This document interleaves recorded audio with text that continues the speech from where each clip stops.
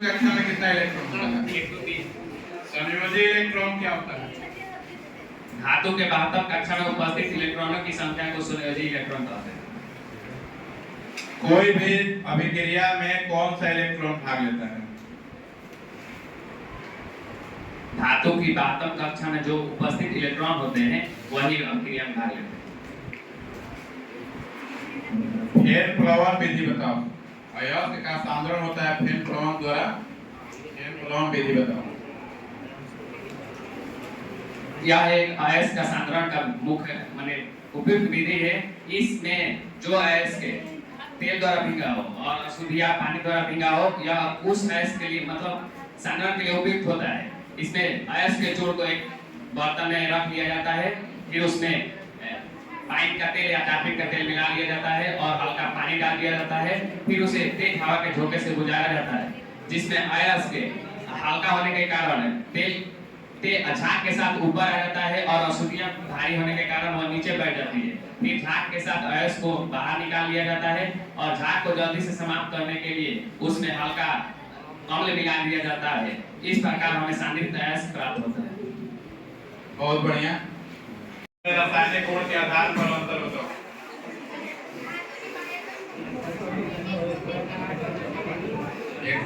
धातु के आयतन कक्षा में 1 2 3 इलेक्ट्रॉन होता है, क्या ये सही है? ठीक है, आगे।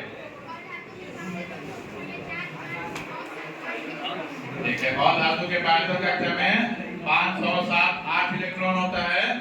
5 6 7 आगे। ठीक है, धातु ऑक्सीजन से अभिक्रिया कर धात्विक ऑक्साइड बनाता है, सही है, आगे। ठीक है,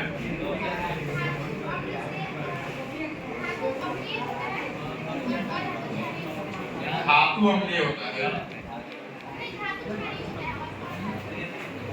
आगे।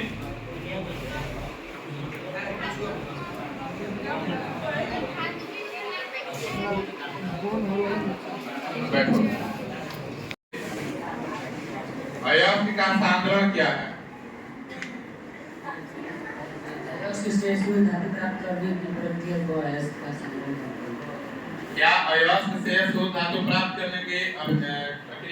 का सांद्रण कहते हैं? कि अयस्क का शुद्धिकरण अयस्क का सांद्रण होता है। अयस्क से शुद्ध धातु प्राप्त करने की प्रक्रिया धातु कर्म होता है। चलो चलो, इधर आप सीधा सीधा सीधा। धातु ऑक्सीजन से अभिक्रिया कर अम्लीय ऑक्साइड बनाता है, क्या ये सही है? सही है, बोलो। नहीं है, वाला हिला मत फोन। बोलो।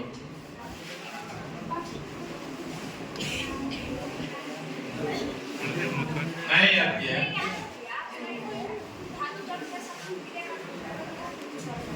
धातु जल के साथ अभिक्रिया कर हाइड्रोजन गैस मुक्त करता है, क्या ये सही है? ना, चलो हाथ निकालो।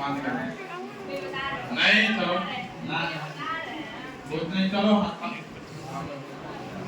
चलो जल्दी, इधर आ, सीधा तुम खड़ा हो।